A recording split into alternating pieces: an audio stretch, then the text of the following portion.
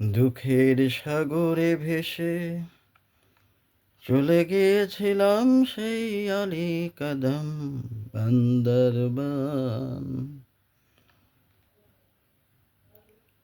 চেষ্টা করেছি হালাল রুজির সন্ধান, মানুষের হক প্রতিষ্ঠার জন্য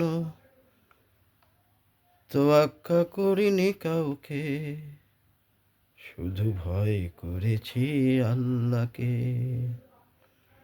অনেকে বলেছে মিলেমিশে করো আয়, আমি পারিনি তাদের সাথে হাত মেলাতে। এমনি করে কয়েক বসন্ত চলে গেল জীবনে,